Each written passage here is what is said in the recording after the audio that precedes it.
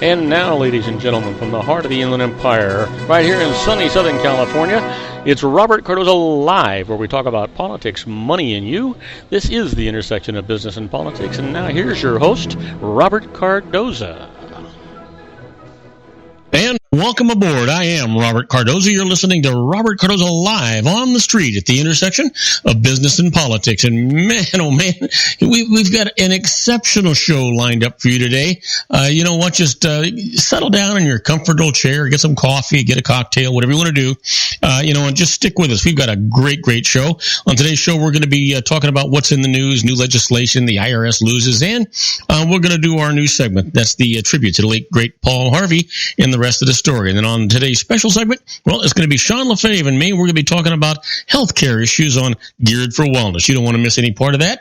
I want you to know that at 3:01 p.m. Pacific time, it's currently 83 degrees here in the heart of the Inland Empire in sunny Southern California. Well, that's on its way down to 67 degrees. Seems a little warm, but you know what? It's a little overcast. We're expecting a little bit of a rain shower a little bit later on. We'll see what happens. At least there's a 36% chance of that. But you know what? Right now, what I want to talk to you about is the news, and I want to tell you about the 10 things that you need to know for Tuesday. This is an abbreviated form of the news so that we can kind of let you know what's going on, so you can talk to your friends, your neighbors, and they'll know that you know what's going on in the world. And then we'll get to a little more in-depth stuff right after that. First of all, let's talk about your daily look at late-breaking news, upcoming events, and the stories that are going to be talked about all day today and probably tomorrow too. The first up is the suspect in New York area bombings is captured. Ahmad Khan Rahami has been charged with 5 counts of attempted murder of police officers after being wounded and captured in a shootout in New Jersey. And what those who know him are saying about the New York, New Jersey bombing suspect. To neighbors and customers of his family storefront Chicken Takeout, Rahami was a friendly presence who liked talking about cars and was generous with free food. And then victim says the Minnesota mall attacker showed no emotion. Ryan Schleip, one of 10 people wounded in the stabbing attack in St. Cloud, said the Somali man struck quickly and his eyes looked blank. And then the United Nations aid convoy is hit by airstrikes in Syria. The Britain-based Syrian Observatory for Human Rights says at least 12 are killed in the attack, mostly truck drivers and Red Crescent workers. And then a status of Syria truce. Well, the Syrian military announces that it is over a day before a meeting at the UN of the International Syria Support Group to be led by the U.S. and Russia. Well, we didn't think it was going to last long. We hoped for it, but we just, didn't hold much hope for it, and that's unfortunate because that's just the way those things wind up happening. You know what? Let's talk about this. Who is capitalizing on investigations into New York area attacks? Well, you know what? Hillary Clinton accuses Donald Trump of aiding Islamic extremists, while Trump insists the U.S. should be use whatever lawful methods are available to get information from the suspect. You know what? I think I agree with both of them.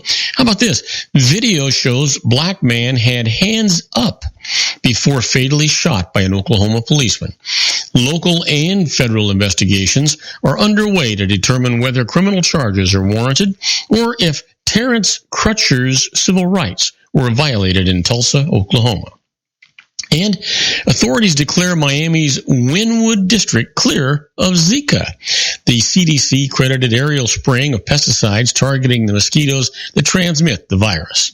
And who's preparing to apologize to Congress? Well, Wells Fargo CEO John Stumpf will tell the Senate Banking Committee that he is deeply sorry following allegations that employees opened millions of unauthorized accounts to meet aggressive sales targets. And then finally, Scully heads into the final week behind the mic at Dodger Stadium.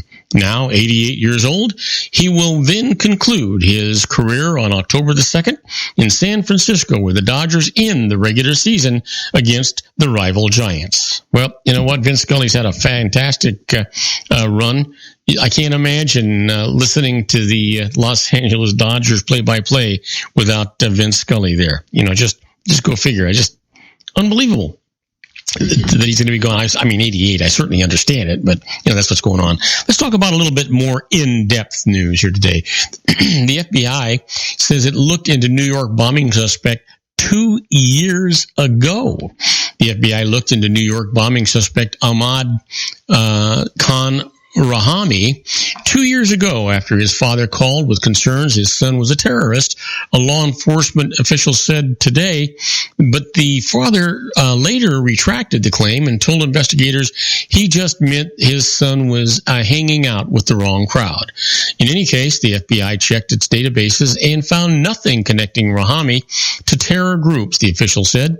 The father contacted the FBI after Rahami was charged with stabbing his brother, according to the official, who was not authorized to discuss the investigation and spoke to the Associated Press on condition of anonymity. How many times have we heard that?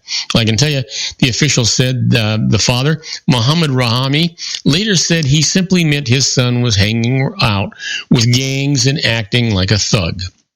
Well, looks like that's exactly what happened. He was hanging out with thugs because, yeah, he is a thug. That's why. Well, as Trump rises, Clinton struggles with the traditional playbook.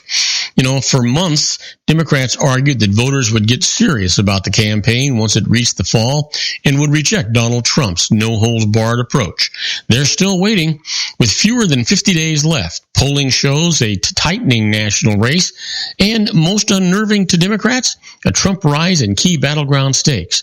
But as Trump's provocative appeal gains traction, Hillary Clinton's sticking with the traditional playbook. Lots of attack ads, a focus on getting out the vote, and intense preparation for next week's first general election debate. Her approach underscores what's emerged as a central question in the 2016 campaign. Can Clinton's play it safe political strategy win against a chaos candidate? Well, you know what? Even President Barack Obama, who's long dismissed the idea of a future Trump administration, has started ringing alarm bells, warning Democratic supporters to expect a tight race that Clinton could possibly lose. Recent polls suggest the Republican may have an edge in Iowa and Ohio and is likely in a close race with Clinton in Florida and North Carolina. This guy is not qualified to be president, Obama told donors at a Manhattan fundraiser on Sunday. This should not be a close election, but it will be. Go figure, right? Things are, there's a lot of shakeups going on. A whole lot of shaking going on. Is that what you want to say? Yeah, I think that's probably what you're going to say. Well, you know what? We're going to take a short break. When we come back, I'm going to tell you about the UN chief rails against leaders with bloody hands in Syria. And I'll tell you all about that right after this brief message. You know what? Don't go away. We've got a lot of fantastic show coming right up. If you want to increase your client base and sales, then consider this, the Relationship Building Network at RBN. Given the current economic conditions and challenges, we all need to work smarter, make smarter decisions, invest our hard-earned dollars where it'll yield the best return for our investment.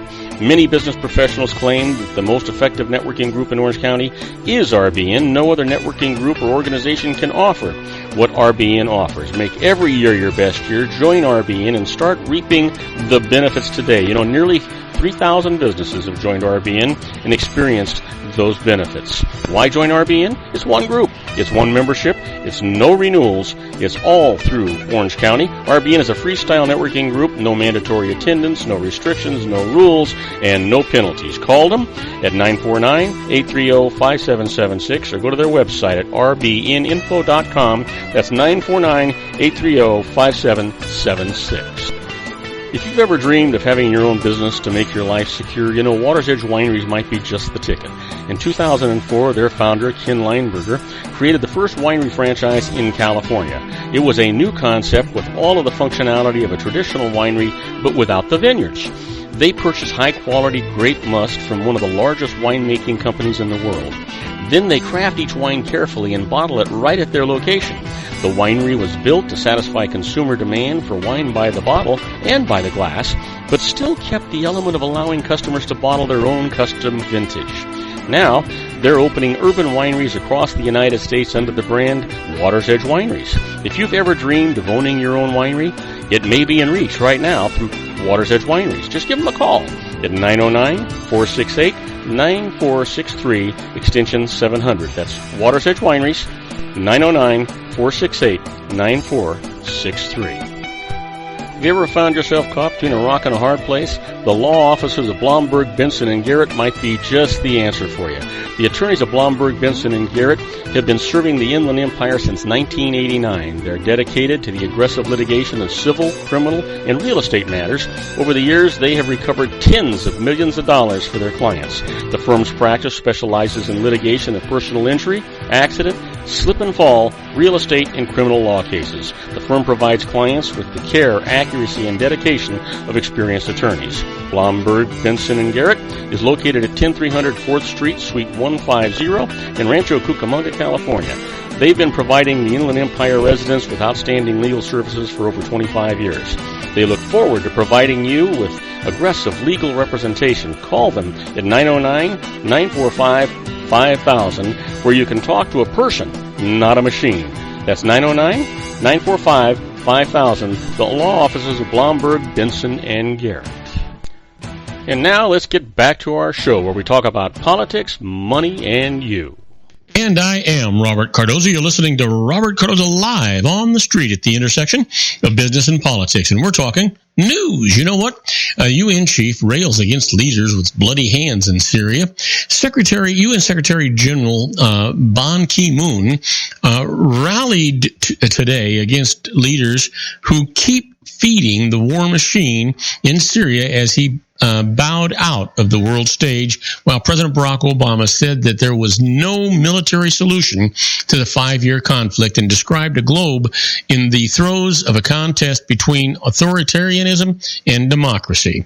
Both Ban and Obama were making their final speeches at the annual gathering of world leaders at the United Nations. They did so against a backdrop of mounting bloodshed and failing ceasefire in Syria, escalating attacks around the world by Islamic extremists, and millions of people fleeing, fighting, and poverty. The UN chief, whose 10-year period at the helm of the unwieldy world body ends on December the 31st, vented his pent-up frustration with uncharacteristic candor, telling the opening of the General Assembly's annual ministerial meeting that powerful patrons on both sides in the Syria conflict, which he did not identify, have blood on their hands. Yeah, you know what? Isn't that, and that's, you know what? That's just the case. That's the way it is, right? Unfortunately, that's how it works. You know, I just, doesn't it just make you feel bad that we can't do something about this horrible thing going on? It does me anyway. You know what? Let's talk about what's going on as Trump rises and Clinton struggles with the traditional playbook. You know, for months, Democrats argued that voters would get serious about the campaign once it reached the fall and would reject Donald Trump's no-holds-barred approach. Well, they're still waiting. With fewer than 50 days left, polling shows a tightening national race, and most unnerving to Democrats, a Trump rise in key battleground states. You know what? That's going to go on and keep going on as long as they keep playing games with you and me and the voting public. I'm not going to give it any more time than that. Well, could an officer in a fatal Oklahoma police shooting be charged? A familiar question that arose after other police shootings now looms over Oklahoma. Will the white officer seen on video fatally shooting an unarmed black man be charged with a crime? Officer Betty Shelby shot terrorist Crutcher on Friday, just moments after the 40-year-old walked back to his SUV, holding his hands high over his head. Shelby's lawyer says that Crutcher ignored officers' commands, kept touching his pocket, and was reaching through one of the vehicle's windows when she fired. A fellow officer drew a stun gun to shock Crutcher.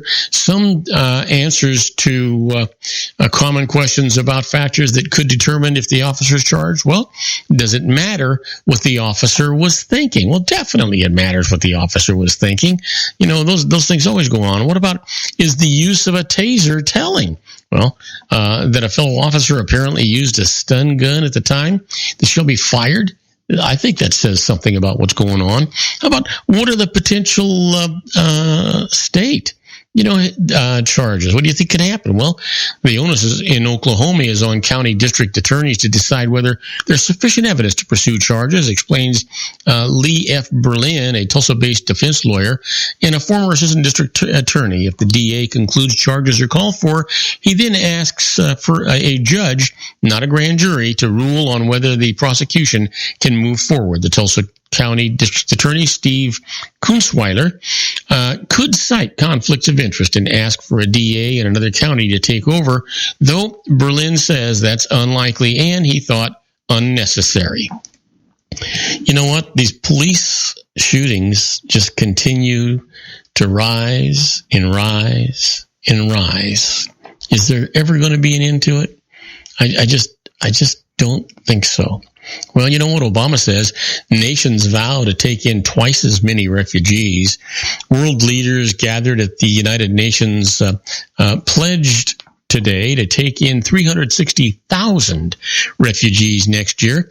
President Barack Obama said roughly doubling the previous year's allowance in a bid to mitigate the worst refugee crisis since World War II.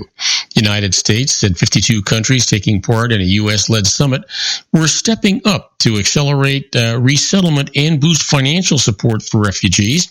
The White House did not release a full list of participating countries or a breakdown of their pledges, making Obama's boast of major headway impossible to confirm. Well, yeah. You know what? All boasts seem impossible to confirm. Well, you know what? Senators heap criticism on Wells Fargo CEO, who actually apologizes. The CEO of Wells Fargo faced calls for his resignation today from harshly critical senators over allegations that bank employees opened millions of unauthorized accounts to meet sales quotas.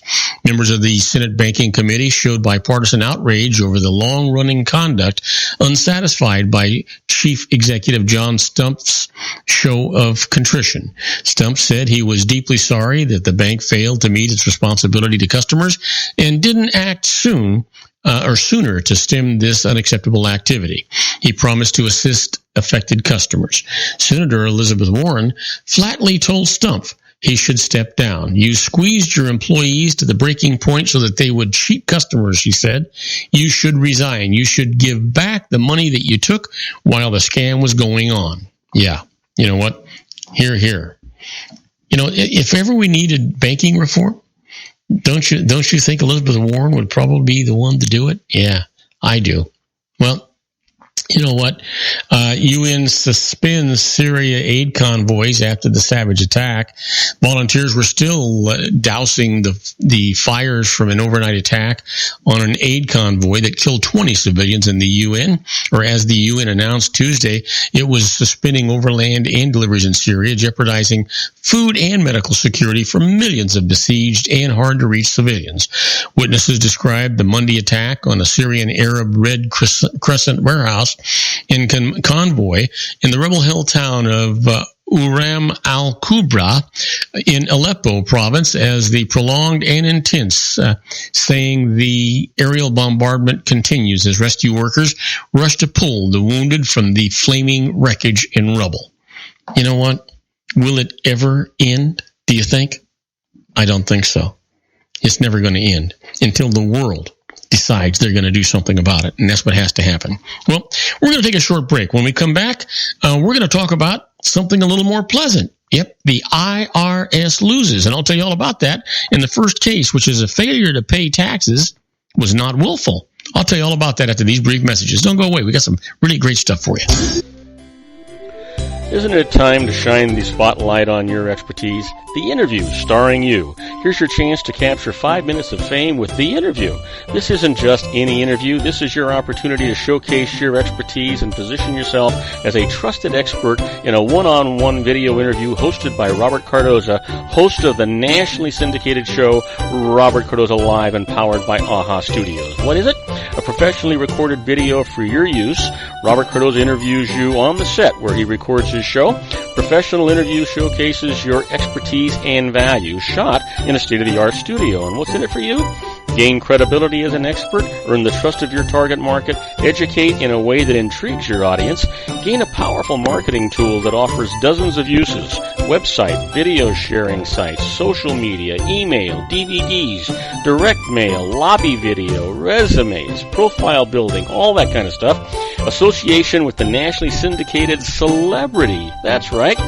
And let's talk about AHA Studios. AHA is a strategic marketing firm that leverages the powerful and visual persuasion to help your business create powerful messages that connect with your target market. AHA ventures way beyond strategy, delivering the marketing collateral you need to start driving a new business through your doors. AHA has a full-service, in-house, state-of-the-art production studio to bring your messages to life using video. Discover how to make the interview work for you. Call 949-831-2222. That's 949-831-2222.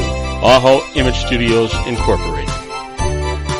Dr. Stephen Tidwell, Gentle Family Dentistry in a caring, personalized environment. Here at Dr. Tidwell's office, we are dedicated to helping you keep your teeth healthy.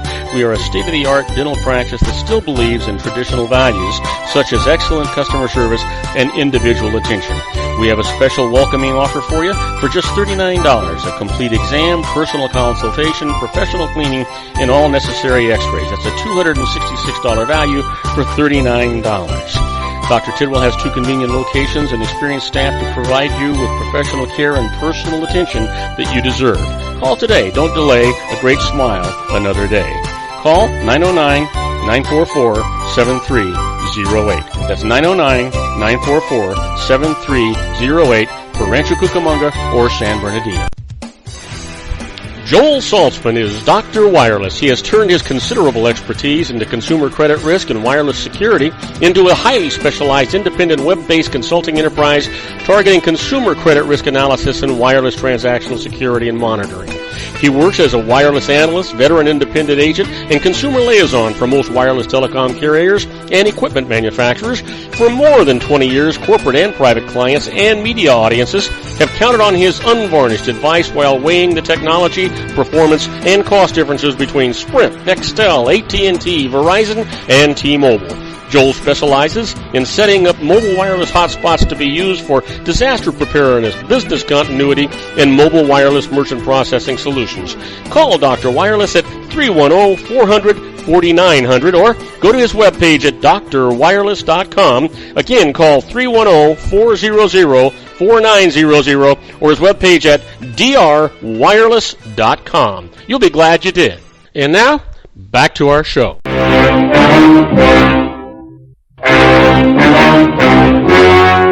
The story you are about to see is true. The names have been changed to protect the innocent.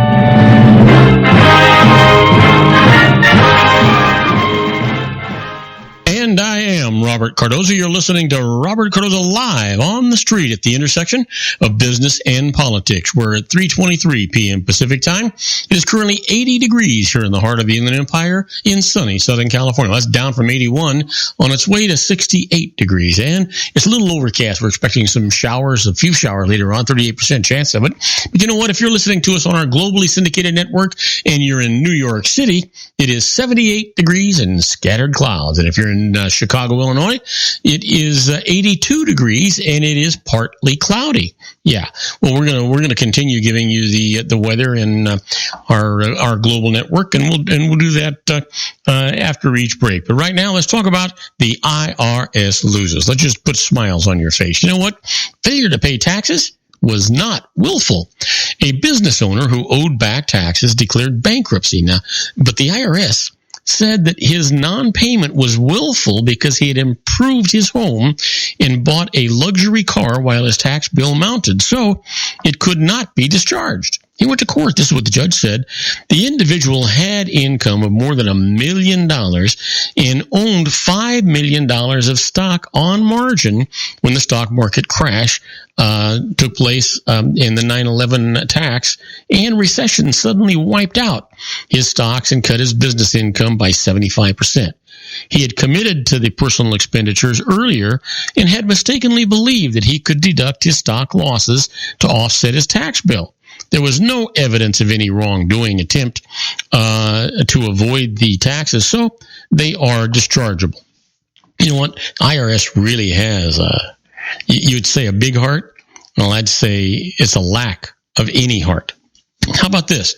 The IRS loses. They must pay for a delaying a refund. Here's the deal. Dino Crisanti entered an installment agreement with the IRS to pay taxes owed by a business that he had purchased and abided by the agreement. But the IRS seized a $17,000 refund owed to him anyhow. Now, Crisanti went to court to get a refund, and the IRS then paid it. Crisanti then asked to have the IRS pay his legal fees. The IRS answer? The award isn't justified because it had never rejected the refund claim and, in fact, paid it soon after the court ruling or filing. Well, this is what the judge said. The IRS sat on that refund for 2 years, giving the check is in the mail excuses, and it seemed no coincidence that the refund was granted only after the court filing. Legal fees were absolutely awarded, as they should be. Well, here's a case that the IRS conceded, and you've heard me say many, many times. They really only concede when they're pretty sure that they can't prevail in court, and that's when they usually do a concession. In this case, a company owner can make restorative payments to a retirement plan. Let me tell you about it. An individual owned one company with 2 retirement plans in which he was the sole participant, and another company that had many employees in its retirement plan. So here's the snag. The trustee of the latter plan embezzled a large amount from it, and federal regulators said that the owner was a fiduciary of the depleted plan who could face legal action as a result. So the remedy? To avoid government lawsuits, the owner proposed to transfer the assets in his own 2 retirement plans to the depleted plan as a restorative payment. The IRS ruling? The payment is permitted and will not be a contribution to the employee's plan, which would affect its status or their taxes. It is a taxable distribution, but he also gets an offsetting business deduction for it. So that's why the IRS went that route. They had nothing to gain. They had no place to go with that. Well, you've heard me talk about being a fly on the wall when the IRS is doing stuff. That's where we're at right now with this segment we call Inside the IRS. It is very, very much like, the Twilight Zone.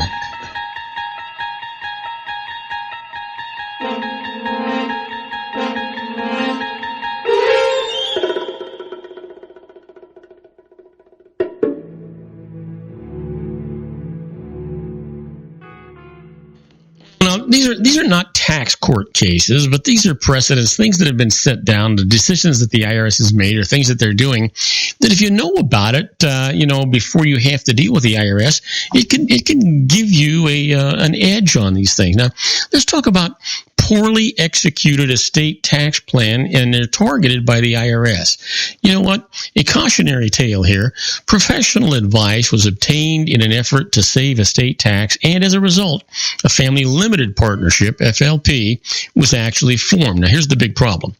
Real property was not transferred into the family limited partnership until 2 days before the taxpayer actually died. The IRS contended that the decedent had retained the current economic benefit in the assets transferred to the trust, and so the value of the real estate and other assets of the family limited partnership were therefore included in her taxable estate. Here's the best defense. When setting up your own family limited partnership, just make sure that it's established for a legitimate and significant non-tax reason. Then follow all applicable rules for making sure that the integrity of the family limited partnership will be respected by the IRS. And the way you do that is you use a licensed professional, licensed accountant to get you through this stuff. Let me give you one more. Beware. You heard me. Beware of legal advice from sellers of tax shelters. You know, a lawyer in Louisiana was held responsible for his part in promoting a tax shelter and tax shelter investments that he knew, or at least he should have known, were illegal. The lawyer engaged in wire and mail fraud as a part of the scheme to generate exorbitant fees by selling phony tax shelters. The defrauded investors paid more than $1 million in fees for the privilege of investing in the illegal tax shelter. Now, here's the deal. As far as a self-defense is concerned, and there's really only one, and I've already told you at the very beginning, do not ever, ever, ever trust the advice of a lawyer who also stands to profit from your investment. Seek independent counsel not associated with the transaction. You want to make sure you have a third disinterested party, not somebody who's going to make money on the deal. Now, do not go away, because waiting in the wings is our own Sean LaFave. We're going to get into his Geared for Wellness Corner. Today, we're going to be I'm sure we're going to be talking about all kinds of different healthcare issues, and we'll be doing that with Sean right after these brief messages. So do not go away. We've got a lot of fascinating show for you. If you want to increase your client base and sales, then consider this, the Relationship Building Network at RBN. Given the current economic conditions and challenges, we all need to work smarter, make smarter decisions, invest our hard-earned dollars where it'll yield the best return for our investment. Many business professionals claim that the most effective networking group in Orange County is RBN. No other networking group or organization can offer what RBN offers. Make every year your best year. Join RBN and start reaping the benefits today. Nearly 3,000 businesses have joined RBN and experienced those benefits. Why join RBN? It's one group. It's one membership. It's no renewals. It's all through Orange County. RBN is a freestyle networking group. No mandatory attendance, no restrictions, no rules, and no penalties. Call them at 949-830-5776 or go to their website at rbninfo.com. That's 949-830-5776. If you've ever dreamed of having your own business to make your life secure, Water's Edge Wineries might be just the ticket. In 2004, their founder, Ken Lineberger, created the first winery franchise in California. It was a new concept with all of the functionality of a traditional winery, but without the vineyards. They purchased high-quality grape must from one of the largest winemaking companies in the world. Then they craft each wine carefully and bottle it right at their location. The winery was built to satisfy consumer demand for wine by the bottle and by the glass, but still kept the element of allowing customers to bottle their own custom vintage. Now, they're opening urban wineries across the United States under the brand Water's Edge Wineries. If you've ever dreamed of owning your own winery, it may be in reach right now through Water's Edge Wineries. Just give them a call at 909-468-9463, extension 700. That's Water's Edge Wineries, 909-468-9463. Have you ever found yourself caught between a rock and a hard place? The law offices of Blomberg, Benson, and Garrett might be just the answer for you. The attorneys of Blomberg, Benson, and Garrett have been serving the Inland Empire since 1989. They're dedicated to the aggressive litigation of civil, criminal, and real estate matters. Over the years, they have recovered tens of millions of dollars for their clients. The firm's practice specializes in litigation of personal injury, accident, slip and fall, real estate, and criminal law cases. The firm provides clients with the care, accuracy, and dedication of experienced attorneys. Blomberg, Benson, and Garrett is located at 10300 4th Street, Suite 150 in Rancho Cucamonga, California. They've been providing the Inland Empire residents with outstanding legal services for over 25 years. They look forward to providing you with aggressive legal representation. Call them at 909-945-5000, where you can talk to a person, not a machine.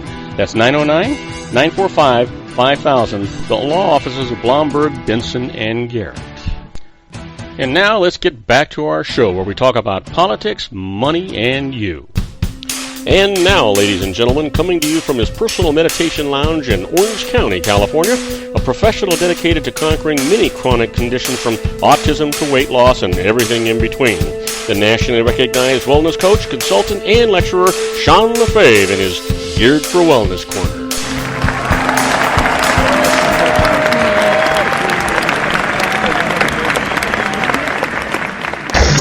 And I am Robert Cardoza. You're listening to Robert Cardoza live on the street at the intersection of business and politics. We're at 3:34 p.m. Pacific time, currently 80 degrees here in the heart of the Inland Empire in sunny Southern California. It's down from 81 degrees on its way to 68 degrees. If you're listening to us on our globally syndicated network and you're out by the beach in Torrance, California, it's 83 degrees and it's a little overcast. And if you are sitting out there in Wichita, Kansas, it is 93 degrees, mostly cloudy, got a a bucket of humidity sitting out there so that you can, if you feel like you're a little shaky, you're going to fall down, you can just grab onto that and hold on tight. And you'd be right next to our old good buddy, Sean LaFave. Hey, Sean, you got the microphone, my friend.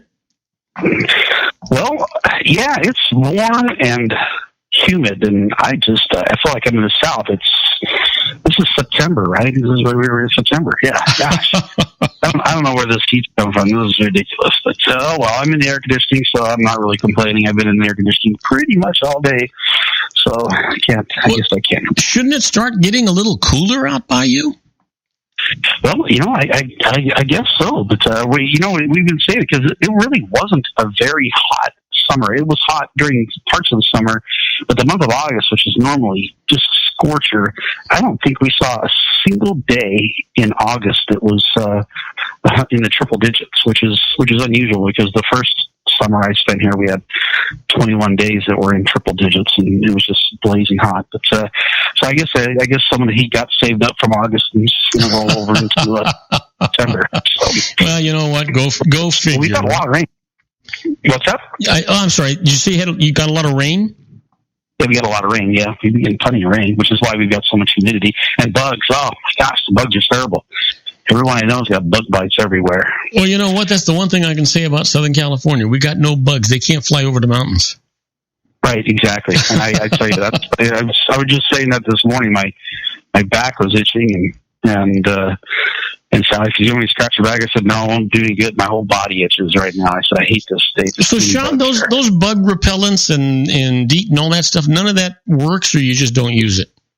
Well, yeah, they work, but I don't want those chemicals on my body. Gotcha. So how about some natural things, like lavender and there are some.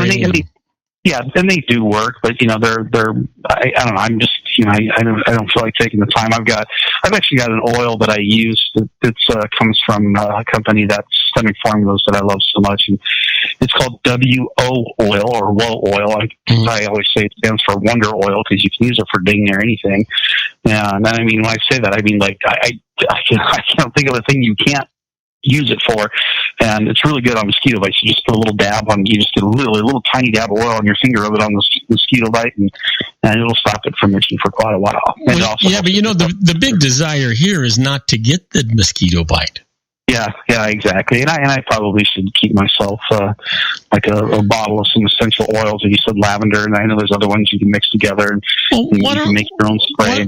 Why don't you just hire some small kid and buy him a fly swatter to walk everywhere you are when a mosquito or a fly lands on you, whack you. It's probably, if it was a kid, I don't trust kids anymore these days. Wait a minute, you used to be a kid, Yeah, I know. That's why I don't trust them. But if there was a kid anywhere near me with a fly swatter, and I told him to smack mosquitoes, I'd be beat red all over my entire body. He'd be smacking me nonstop. So I'm sure there are some people who would actually pay to make that happen. But, I'm not going to pay for it myself. Someone else can. There is. I just read in the news. It was about the news. I guess it's a news article, whatever it was. But it's about a week or two ago. But one of the things that people are doing, and this is a fantastic idea, is they put up little bat houses. So it's basically kind of an inverted box. It's just a wood box that's kind of narrow, and the bat can get in it from the underside and then crawl up and then hang in there. And so that you get these bat houses. So it's a little home for the bats to live, and you put them near your backyard area or something. And then at nighttime, the bats come out, and they I guess they can eat like I want to say hundreds of mosquitoes. They're quite the mosquito catcher. Well, how about, you ever thought about, they also have these, they used to have them, I haven't seen any in a long time, but you see them in grocery stores and things like that. These purple lights, they actually draw flies and mosquitoes and bugs and electrocute them. And then they zap it. Yeah. I love those. Would something like that work out by you, or you'd need too damn many of them? No, it would work for sure. The citronella candles tend to work pretty well also, and I've used those before. And they do. You put like little tiki sticks, around, and put some of the citronella oil in them, and that tends to work pretty well. Also, I've used that effectively. So there are natural ways to do it. And, but when you're just like, you gotta, like, even like I was grilling last night, and just being outside just long enough to grill some food. Boom, boom, boom. I'm getting in. You open the door to bring the food in, and like a whole horde of mosquitoes fly in with you. They've got it timed just right. It's just crazy. Now they're in the house. Yeah, it's nuts. So anyway, well, yeah, at least you've got smart bugs, right? Right, yeah, we got smart bugs. Speaking of blood-sucking entities. Are you going to talk about a relative, or are you going to be kind? No, I was going to talk about Obamacare. Oh, okay. So, yeah. Okay. So, I don't talk to any of my relatives anymore, so I wouldn't know what to say about them at this point. They'd all be really old stories. But when Obamacare started, they had 23. Of course, you can go to private insurance, but they also have these co-ops that they built. There were 23 of them back in 2014, and so far, just recently, just a few days ago, the 17th out of those 23 has folded. So there are 6 of the 23 original co-ops left. And this one specifically is the Health Republic Insurance of New Jersey. And it says that it has a liability of $46.3 million under the Affordable Care Act risk adjustment program. And the Tom Dwyer, the CEO of the company, said, despite our hard work and growing customer base, the unfortunate necessity to comply with the Affordable Care Act's risk adjustment mandate has put the company under considerable financial strain. And this was, so they'll be closing 35,000 customers have been served by them, so they're all going to have to go find a new plan in 2017. So apparently, not only can you not keep your original doctor, you can't even keep the new doctor you've gotten, or at least on the new plan anyway. You can't even keep the new plan, let alone keep your old plan. But it's obviously become, Obamacare is just a huge failure. Well, the one of the biggest problems, the basic premise I think I would probably support, but the problem with Obamacare is that, sure, they have probably insured an additional 11, 12, 13 million people. But the problem with it is that those people can no longer afford the deductibles. They can't afford the copays.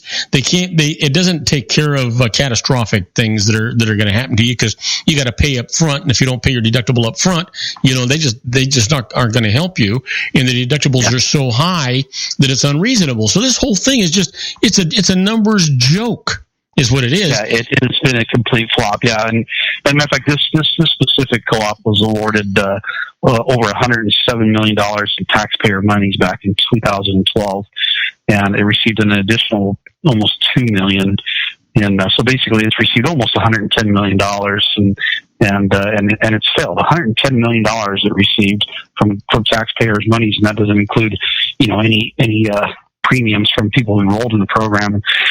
So it's just, the whole thing is just what an absolute, just a catastrophe that Obamacare has turned out to be. And of course, there's a lot of us, and I was one of them that hated it from the very beginning and said it was never going to work. And it just it was doomed to fail, because you're trying to make a universal health care plan run by the government, but operated by, sort of private party entities as well as these government co-ops, and it was a government-run program supported by for-profit industries that could not run that program with and be able to make a profit.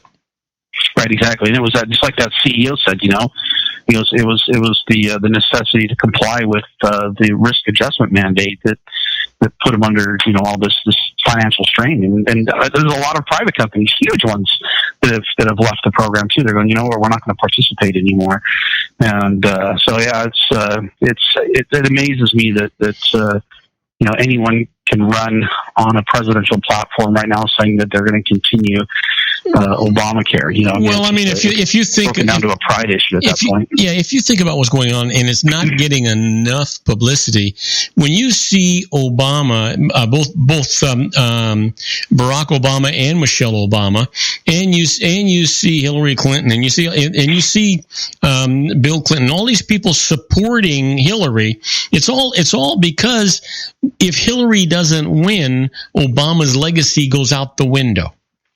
Oh, thank God. Yeah, absolutely. Yeah. And he needs, and that's why you see the President of the United States as, what's the word I want to use? Using the furor and using the level of presentation that he's doing, because he knows that if Hillary Clinton doesn't get elected, his Obamacare legacy and his other policy legacies are going right out the window. Oh, yeah, he has just literally what was it, yesterday that he came out and said this? Maybe even today. I think it was yesterday. He came out and said, you know, I'll consider it basically a personal insult for anyone who doesn't vote for Hillary Clinton, you know, because it will destroy my legacy. You know, and that's part of the problem. I think I have to correct you. He didn't say it would be a personal insult if they didn't go out and vote for Hillary. He said it would be a personal insult if they didn't go out and vote. Now, he was talking to a minority audience who you would expect to know who they would vote for, right? Sure. You know, but he didn't. But I don't believe he came right out and he did say he supported Hillary. But what he said was he would consider it a personal insult if people did not go out and vote. You know, so yeah, maybe I read it wrong. Yeah. All right. And maybe I did, but that's the way I heard it. And you know what? And these guys do this on purpose anyway, Sean. You know, they want you to read between the lines. The truth is, as I mentioned before, he was saying this before the Black Caucus, which was a group of management for minorities. And the truth is that the majority, if not all the minorities, are Democrats. And if the Democrats stay away from the polls, well, then Hillary's going to lose. If he can force them into the polls, then she's going to win. So, I mean, ultimately, what you're saying is accurate. I just don't think he said it exactly that way. Yeah, well, I'll see if I can find it here before, you know, either during our break or, oops, I got it right here. Was it a personal insult? Well, it says here that this is not a quote, but this is CNN, which we can't trust them anyway. They're a bunch of liars. But it does say that he would consider it a personal insult to his legacy if black voters don't turn out for Hillary Clinton. Let me see here. If I hear anybody say vote doesn't matter, then it doesn't matter if we elect. Okay. The history that matters. I will consider a personal. Oh my gosh, I love these websites that bounce all over the place. Yeah. Well, you know what? It makes you're right. It looks like in the quote, he doesn't specifically say, I'll consider an insult if you don't vote for Clinton, but he does say if you don't get out, and if we've got to get people to vote, is what he said. Yeah. But so what I was reading was CNN's version of that, which, well, you know what, here's the truth. With all due respect to you, the truth is, whether you had listened to CNN or Fox News or MSNBC or any of them, you would have gotten a different take, because all of them are biased and they do not really quote accurately anyone, whether that be Hillary Clinton or Donald Trump or President Obama or anyone for that matter. You know what? I'm so sick of the news media, because it's no longer news. We should refer to them as the entertainment media.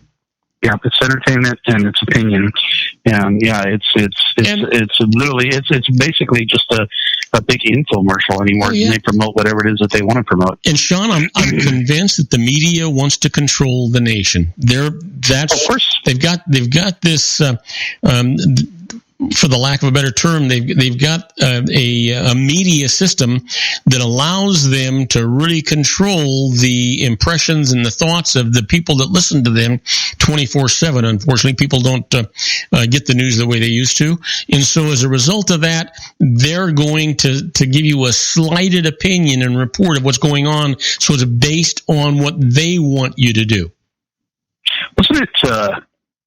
William Randolph Hearst, who said something along the lines of, you provide the pictures and I'll provide the war, or something along those lines. Basically, look, I got the newspaper. You just give me the pictures of people killing each other and I'll tell everybody what the war is about. They do that. I totally agree. The media they have an agenda, and that is to control the people. And really, it's all, so you and I always talk about it. It just comes back to money. It's all money driven. Yeah, absolutely. Hey, you feeling okay? So, yeah. Just a little tickle there in the back of the throat. Sorry, I'm not. I don't think I have pneumonia, so we're good. I haven't fallen down or anything like that. So just that's okay. Where you live, you just gotta dig your fingernails into that humidity. You won't fall.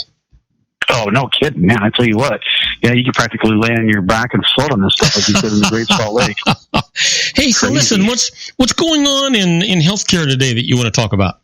Well, I mean, actually, the truth is we've been talking about healthcare, so I'm not opposed to continuing in that direction. But I know that on Thursday you wanted to talk about something else, and we never got to it. I don't even remember what it was, but I know that you sent me an article here, which I found interesting. Was a new drug for muscular dystrophy. Oh yeah. Yeah. It was, of course, the drug is going to cost $300,000 per year to use, but it is the only drug that has now been FDA approved, and it really hasn't even. That's the thing that I find interesting is people are so desperate for answers, for solutions, to things like this. I mean, muscular dystrophy is horrible once you get it. There is no fix. The best that they've been able to do so far is to give steroids so that your muscles don't get weak as rapidly. Well, the best they can do is make you more comfortable and slow down the progress, but they can't eliminate it, right? Yeah, exactly. And so, and it takes over, and it's pretty harsh. People stop walking and they have all of the kinds of movement issues, and eventually, it kills you. But the funny thing is, this drug, it hasn't even been proven. They did a study on 12 kids with it, and they haven't even proven whether or not it actually works. But they believe that. So, Sean, how on earth can the FDA that withholds all of the introductions of all of these new dynamic, promising medications for a variety of diseases and things, all of a sudden approve this one for muscular dystrophy that has not even gone through its final tests and proven itself? Yeah, part of the agreement was that, of course, that they're going to have to continue testing it and decide to find out whether or not it is effective. And the other side of that is, the huge public outcry. People are going, look, we'll gladly be the guinea pigs and test this. And unfortunately, they're not probably thinking in the back of their mind, even if this makes us die quicker. And for some people, it could. We don't know what this thing's going to do. Maybe it's going to create a whole other set of issues that complicate the problem even more. But when you get something, it's going to stop muscular dystrophy, and it's going to also stop your heart, right? Right, exactly. Yeah. So you don't have to have muscular dystrophy anymore, but you also aren't breathing. Yeah. Your heart doesn't beat anymore.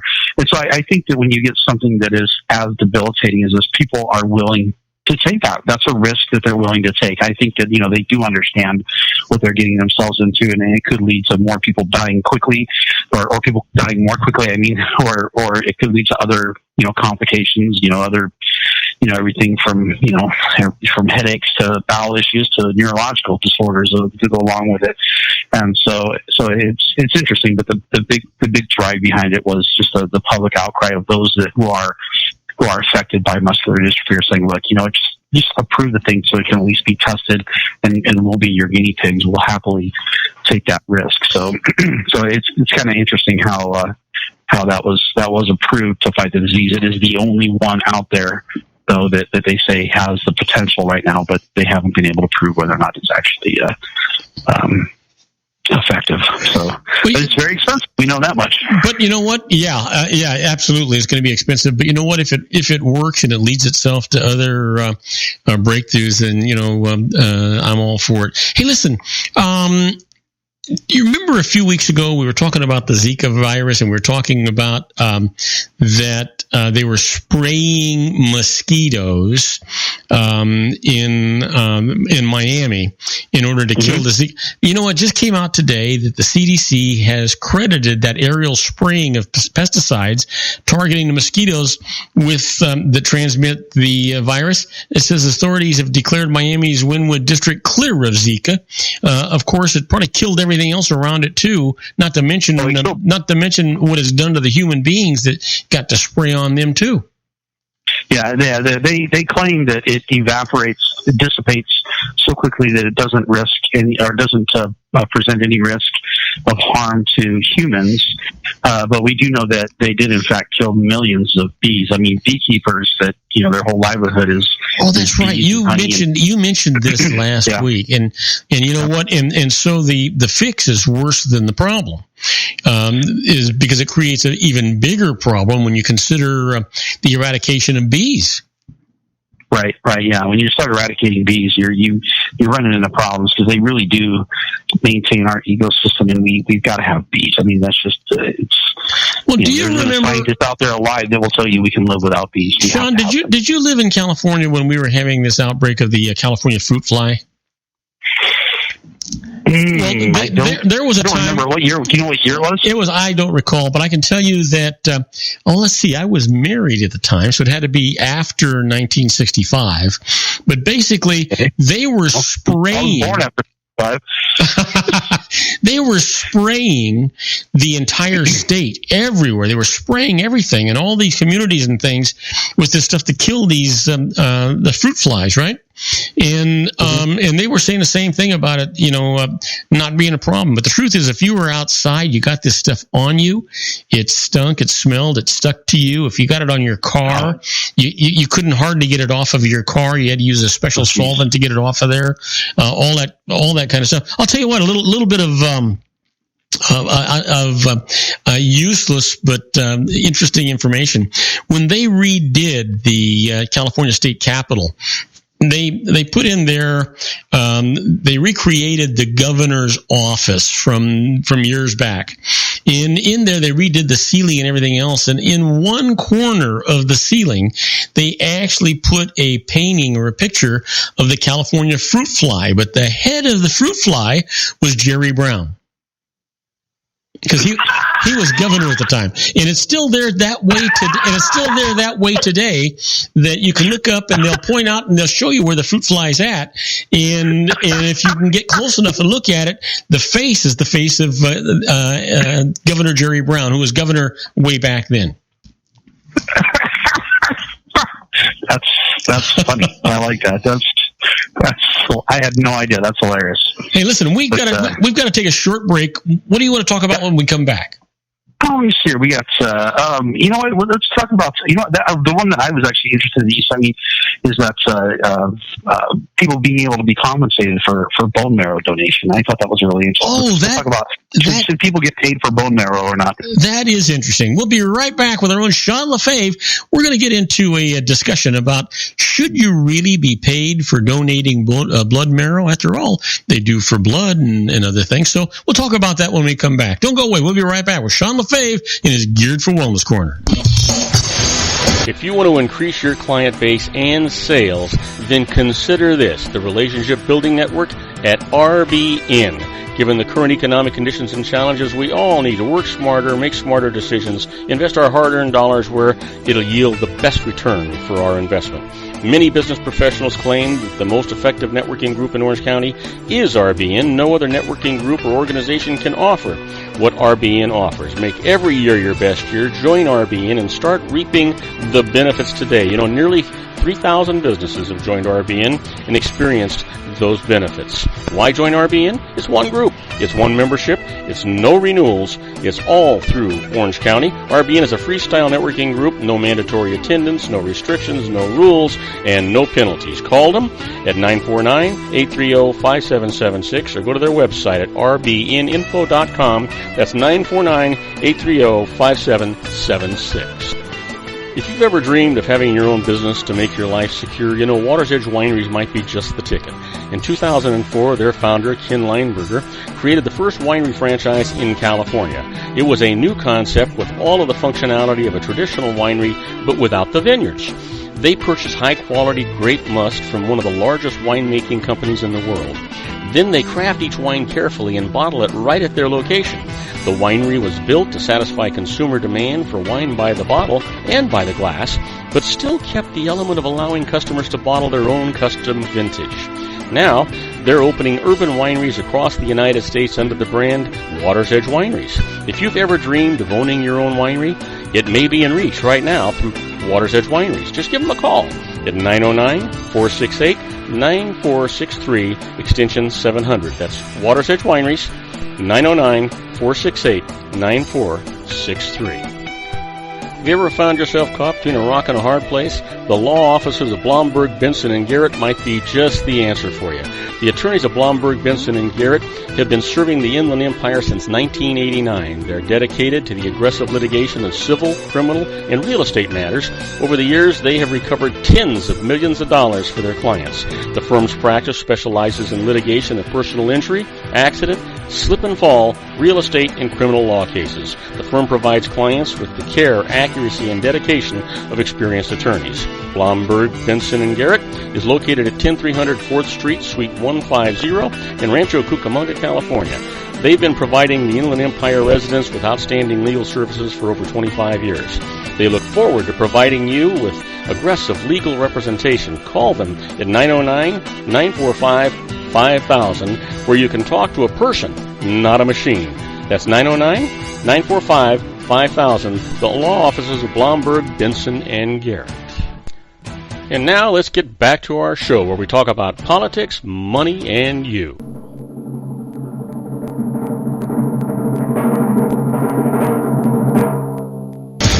And I am Robert Cardoza. You're listening to Robert Cardoza live on the street at the intersection of business and politics. We're at 4:01 p.m. Pacific time. Well, it's still 80 degrees here in the heart of the empire. But if you're listening to us on our globally syndicated network and you're in Lisbon, Portugal, it is 63 degrees and partly cloudy. And if you're in Hong Kong, 79 degrees and it is clear. And then I want to remind you to just keep listening, because later on in the show, we're going to do our regularly scheduled tribute to the late great Paul Harvey and the rest of the story. Our story today is going to be Stranger on the Road. But, you know, talking about strangers and things getting strange, we're talking to our own Sean LaFave in the Geared for Wellness Corner. Hey, Sean, you were going to talk about getting paid for donating bone marrow. And you know what? I mean, people get paid for donating blood. I'm not sure. Well, they don't get paid for donating blood, but they do get for blood plasma. You can get, if you just give blood, you don't get paid for that. But if you donate blood plasma, and I don't know why, I guess because of the time involved and whatever else, but that you can get paid for. You can get paid for donating plasma, and of course for fertility, eggs or sperm can be donated you can get paid for. Mm-hmm. But yeah, this company here, you know, is they're saying, you know, look, we can save lives. And what they do is this company is called Hemios, and their main goal is to match donors with people who need bone marrow transplants. And with this one specifically, it's with the African American community, because apparently that's the hardest sector of society to find a match. And I'm not sure if it's because, you know, there's more incompatibility, or if it's because, you know, less donors stand up and offer their plasma, but their bone marrow. Mm-hmm. But so that's, you know, but he's saying, look, you know, these new regulations, these new federal regulations are basically going to make that illegal to do, and so he's fighting that. And you know, and of course, those who are against it, they say, look, you know, getting paid for donating blood or bone marrow, whatever it is, mm-hmm. you know, they say that you're going to be exploiting the poor, which to me is a ridiculous notion. But private sector is willing to pay for it, and a poor person's willing to give it up. Yeah, that's not exploiting them, because it's okay to exploit them for benevolent purposes. It's not okay to exploit them, you know, because I guarantee you, when they put a pint of blood in you, they don't donate it to you. You know, that's for sure. Hospital, the hospital's going to charge you for it. So I don't know why I can't get paid to go donate. Especially, I think there should be a sliding scale for blood. You know what? I'm not sure. The more popular. I'm not sure that I see the downside of it. Here's the thing: the truth is that if people can't be paid for it, then what's their incentive to donate it? Other than humanitarian reasons. I mean, you know what? I've had relatives that have been horribly sick and needed blood, and I'd go in and even though I'm unique, I've got a blood everybody can use, but the truth is that even though they can't, they'll give you credit. The Red Cross gives you credit for X number of pints that you donate, and you can actually give that on behalf of someone else so that they don't have to pay for the blood that's transfused into them. And I think it's a wonderful thing to happen when your loved ones do that. But the truth is, if the Red Cross has a shortage of blood or a shortage of plasma or a shortage of bone marrow or any of these things, why shouldn't people be compensated for it? Because the patient sure is not getting it for free. Yeah, and I agree with you. There is no such thing as a shortage of pretty much anything in this world.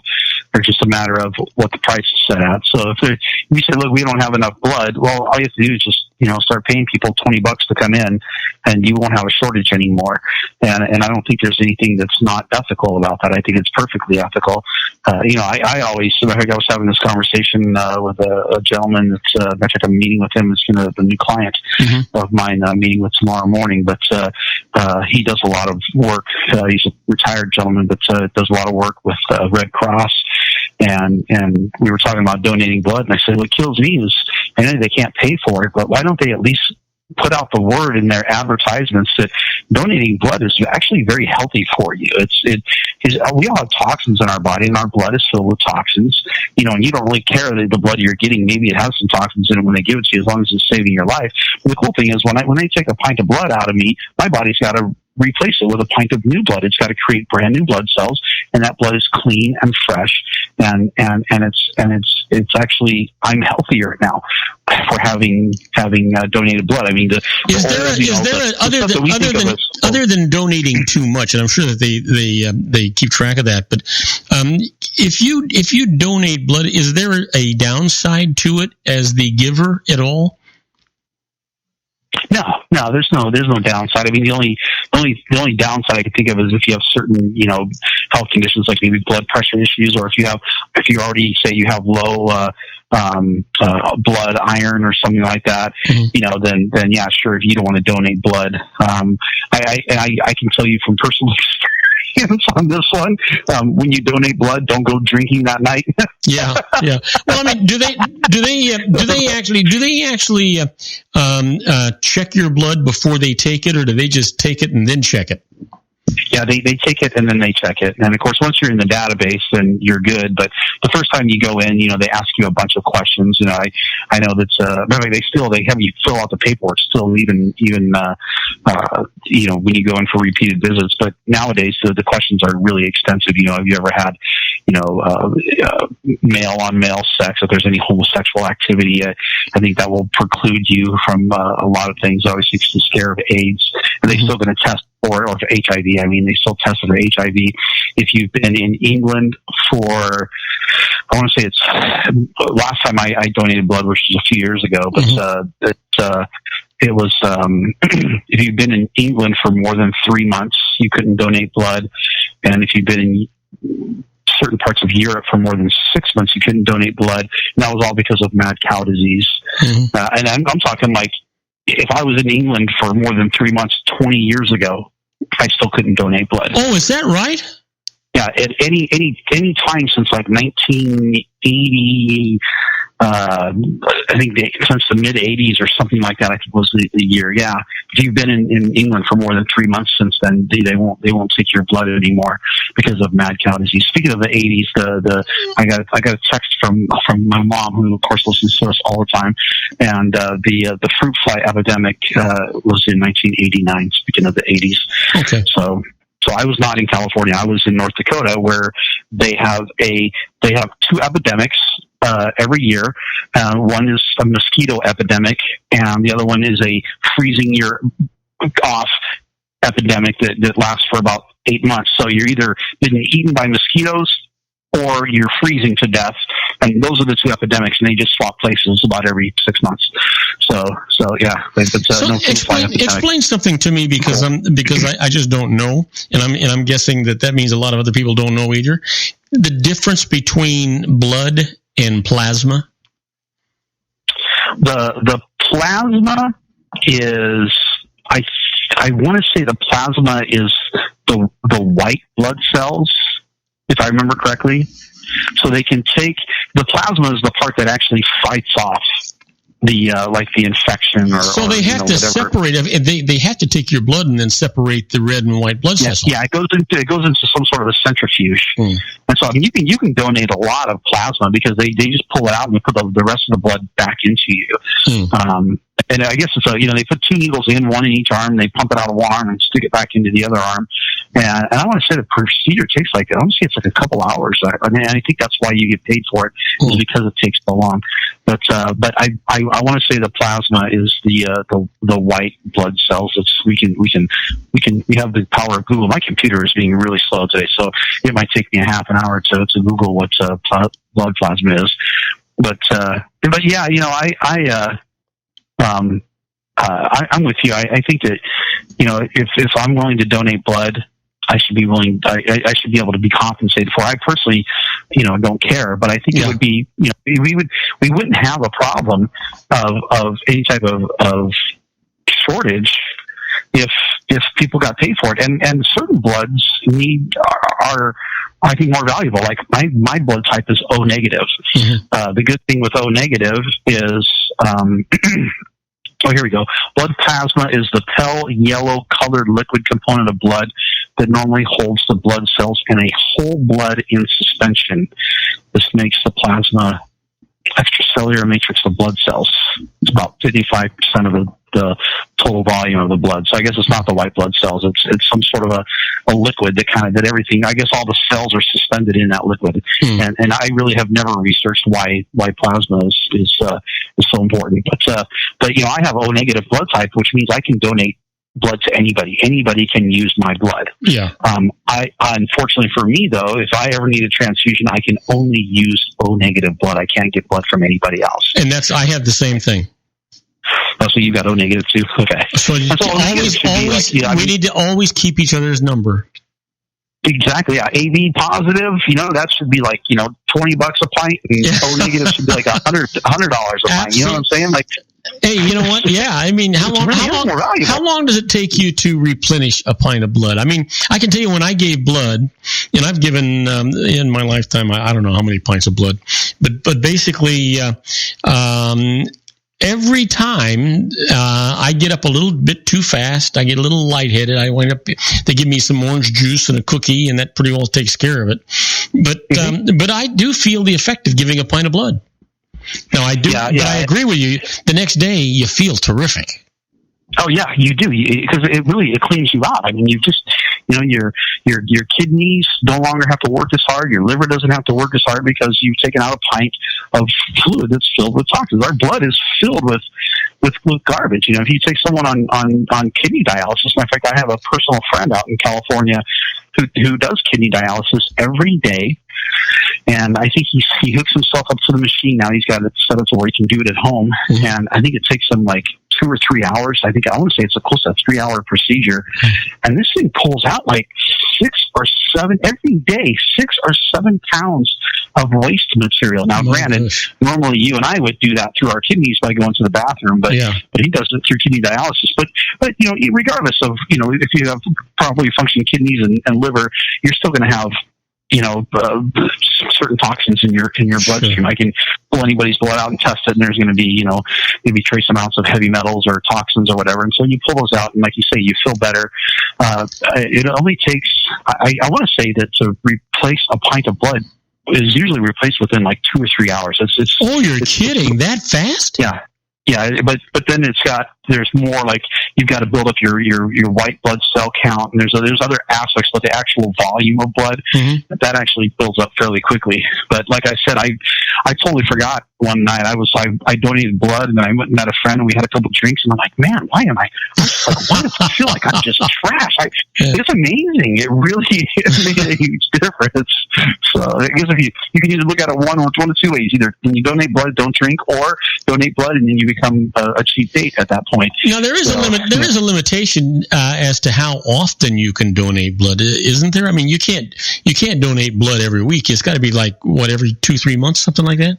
I think it's every 6 weeks. I think is the and I was one of these people that I used to, religiously. I was like every 6 weeks because one, it's just good for you, and two, it's good for humanity because my blood might be saving someone's lives or someone's life. But it's been a while since I've donated. You get caught up in life, you get busy, and you just forget, and then you get out of the habit, and then the Red Cross stops calling you because you changed your phone number. They used to call me on a regular basis. That's Mr. LaFave, we see that you're up on your 6 weeks. You can donate blood again. Do you need the address of the? No, I'm like, no, I don't need the address. I've been there 17 times already. I know exactly where it is. Now, do you go to a Red Cross outlet or do you go to a hospital? I mean, when I donated blood, it was actually because I had an aunt that had cancer. It was many, many years ago and needed a lot of blood. And I went to the hospital where she was at to donate the blood. Where do you go? I mean, you can't just walk into a hospital and say, I want to donate blood, right? Yeah, I don't think so, unless it's for what you're talking about, like for a specific person. But there are Red Cross donation centers, and another thing is the Red Cross has donation trucks or vans or vehicles, whatever you call them. It looks like a bus. I guess a bus would be a donation bus. And really, you walk in, and there's I think like 4 beds that you just lay on, and they got a little aisleway. Instead of having chairs like you would on a normal bus, there's these beds you lay on, and they take the blood right there. And so they do blood donation drives at like schools and those types of things. And so, I've done that before where I've had friends going, hey, we're going to be doing a blood donation. I'm like, you know what? I got to donate blood anyway. I'll just, I'll wait an extra week and I'll come do it at your event so you can, we can all celebrate and everyone's happy. So so there's a lot of different ways to donate. But now, when you donate blood, do you just donate it for whatever use they want, or do you actually bank it in your own account? No, I've just given it to them and then said, have a good time with it, do whatever you want to, use it for Halloween or whatever. But I don't think anyone's ever used it for Halloween. But well, I do know that I've never tried to like say, hey, so I want this specifically to be used. I figured, it's blood; it's only going to last for so long. And they actually, I remember when I donated blood, they gave me this little card, like the size of a business card, and it would tell the date that you donated blood and how much you had actually banked, and if something ever happened to you, that amount of blood was available to you. So interesting. Yeah. I mean, maybe they have that, and it's just an automatic thing. But I don't remember. I don't remember seeing that. But no, I just give the blood and call it a day, and good for them, good for me, and everybody's happy. Yeah. So. Yeah. Yeah, it makes sense. So we got a couple minutes. If you want to keep bleeding, we got a couple minutes. What else we got here? We've got. So we talked about the bone. You were talking about. No. I want to go back. I want to go back to bone marrow again. Isn't bone marrow one of the major transplants that they do for leukemia? Yeah, it's for actually a lot of cancers, but because the bone marrow is where you have a lot of your immune fighting support. It comes from the marrow, and so the marrow gets depleted. And so they give you, and I guess it's, from what I understand, I've talked to people, I've never donated bone marrow, but I've heard they literally have to go into your femur bone, they punch a hole into it. Yeah, I've heard of it. I've heard it's extremely painful. Yeah. So, but the bone marrow is I know that the biggest use that I've heard of it, and again, it's not something I really have spent a lot of time researching, but they definitely use it for cancer patients because and especially like if they've been going through chemo and radiation, that's going to destroy the bone marrow's ability to fight. And so you want to replenish the bone marrow. But that's a big part of bone marrow. But why they would, especially something that is so painful to process. to go through. Yeah. You think they should at least pay you for pain and suffering, but and this guy, what he's doing, he's going, look, in this particular sector of society, we have a really hard time finding matches. If we just shell out a little bit of cash, and it probably doesn't take much, shell out a little bit of cash, we can find matches and better serve those in need. And it really doesn't, I don't think there's and bone marrow is like blood. It replenishes itself as well. So I say it again. I say bone marrow is just like blood. It replenishes itself as well. Yes. The bone marrow will replenish itself. Yeah. All right. We're going to take a break, and when we come back, we're going to talk about what? We're going to talk about, you sent me an article about brain cancer is the leading cause of childhood cancer, the leading childhood killer of cancers. And so that was a really interesting article. So we'll talk about that. I mean, it's just sad to think, any cancer at all, but we'll talk about that. All right. We'll be right back with our own Sean LaFave in the Geared for Wellness Corner. When we come back, we're going to talk about the leading cause of death for children. Turns out to be brain cancer. We'll be right back. Don't go away. Isn't it time to shine the spotlight on your expertise? The Interview, starring you. Here's your chance to capture 5 minutes of fame with The Interview. This isn't just any interview. This is your opportunity to showcase your expertise and position yourself as a trusted expert in a one-on-one video interview hosted by Robert Cardoza, host of the nationally syndicated show Robert Cardoza Live and powered by AHA Studios. What is it? A professionally recorded video for your use. Robert Cardoza interviews you on the set where he records his show. Professional interview showcases your expertise and value, shot in a state-of-the-art studio. And what's in it for you? Gain credibility as an expert, earn the trust of your target market, educate in a way that intrigues your audience, gain a powerful marketing tool that offers dozens of uses, website, video sharing sites, social media, email, DVDs, direct mail, lobby video, resumes, profile building, all that kind of stuff. Association with the nationally syndicated celebrity. That's right.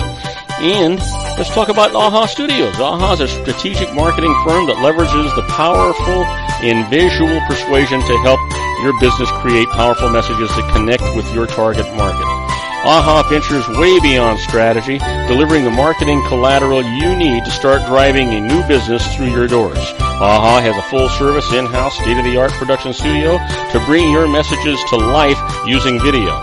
Discover how to make The Interview work for you. Call 949-831-2222. That's 949-831-2222. AHA Image Studios Incorporated. Dr. Stephen Tidwell, Gentle Family Dentistry in a caring, personalized environment. Here at Dr. Tidwell's office, we are dedicated to helping you keep your teeth healthy. We are a state-of-the-art dental practice that still believes in traditional values, such as excellent customer service and individual attention. We have a special welcoming offer for you for just $39, a complete exam, personal consultation, professional cleaning, and all necessary x-rays. That's a $266 value for $39. Dr. Tidwell has 2 convenient locations and experienced staff to provide you with professional care and personal attention that you deserve.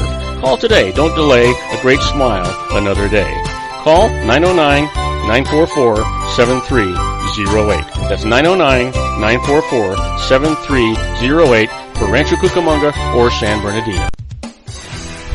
Joel Saltzman is Dr. Wireless. He has turned his considerable expertise into consumer credit risk and wireless security into a highly specialized independent web-based consulting enterprise targeting consumer credit risk analysis and wireless transactional security and monitoring.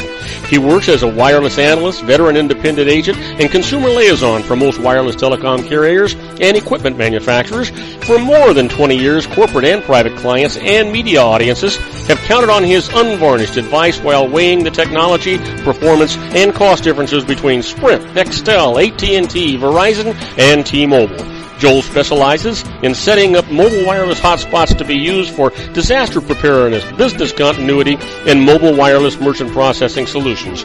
Call Dr. Wireless at 310-400-4900 or go to his webpage at drwireless.com. Again, call 310-400-4900 or his webpage at drwireless.com. You'll be glad you did. And now, back to our show.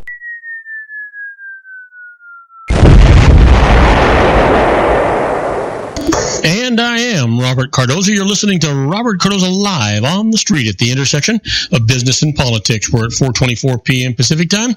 Man, it's still 80 degrees. God, I can't hardly believe it. And now it changed the high. I don't know how that happened. Changed it from the high being 80 to 89, and the low is going to be 70. I might go to Wichita, for God's sakes. You know what? If you're listening to us in our syndicated global network and you're in Paris, France, everywhere's better than here, for God's sakes. It's 52 degrees and clear, and in Rome, it's 66 degrees and clear. Of course, it's also 1:24 in the morning, tomorrow morning. We're talking to our own Sean LaFave in the Geared for Wellness Corner. When we got, just before we went on our break, Sean, you were talking about an article that I sent you about children, and the leading cause of death in children is brain cancer. Well, let's talk about that. The leading cancer killer so the leading cause of death from cancer is brain cancer, and of course when you read the headline, and this is one of the things we talk about the media. They got their catchy little ways of getting your attention, and so they say the leading cause of death from cancer is brain cancer. Of course, that's going to catch your attention a lot more than the leukemia deaths are down, because that's kind of almost good news. We've made progress, and that's really what the article is about. Is that it's not so much that brain cancer has gotten worse. It's that we've gotten so much better at treating leukemia, which was number one cancer killer of children. And so we've had some pretty good improvements in the treatment, but unfortunately they've not had much improvement. There's been little progress in treating brain cancer in children, and so the reason why brain cancer deaths have now beat out leukemia is because we're actually getting better at treating leukemia. But it's just really sad to think of any child, especially anyone in cancer, but especially a child, because that's one of those things that really nobody can make good sense. Yeah, it tears at your heartstrings. Yeah, it really does. And it's just it's tough to see it. And of course it's one of those things. It's I can't remember what it was. It was a couple of years ago. I don't remember who the actress was. She's just fairly famous actress, probably really famous, but I'm so out of touch with pop culture nowadays that I just was like, I kind of know who she is, But her child was like 2 months old. I think not even 2 months old. I think it was just a matter of weeks old, and was diagnosed with cancer. And of course, my statement when I saw that was that kid had cancer in the womb. That kid was born with cancer. You don't get diagnosed. You're not born and then all of a sudden develop cancer within a month or two. And so, that really boils down to is, you look at all these kids with cancer, and to me, what it reeks of is, we live in such a dirty planet nowadays with all the things that we've done, everything from these pesticides to the heavy metals that we've used with things to, the chemical cleaners that we use to the industrial waste, that burn off from burning coal or whatever the case. Yeah, we're not making it better, are we? Yeah, we're just polluting our bodies more and more and more, and our bodies are so toxic that the babies are just being born toxic, and cancer is really, cancer is one of those things, and poor diet, of course, is another one too. There's the Warburg effect, that's basically kind of in a nutshell talks when it comes to how it has to do with mitochondria and how mitochondria exist. And, which of course is your energy. And, basically it's in a nutshell when it comes to talking about cancers, that really cancer feeds off of two things, and that is, sugar and oxygen. And so, we know that inflammation drives cancer as well, but we know that sugar definitely drives cancer. In fact, you and I had this conversation. It was a while ago. I want to say it wasn't even last year. It might have been the year before, where I talked about how cancer might actually be more of a friend than we think it is. Well, yeah, you did. I remember that show. Yeah. And so, cancer is really, it's eating up all this excess sugar that we have in our body, but it's also driven by inflammation. Toxicity is going to create that inflammation. And it becomes a mutant, right?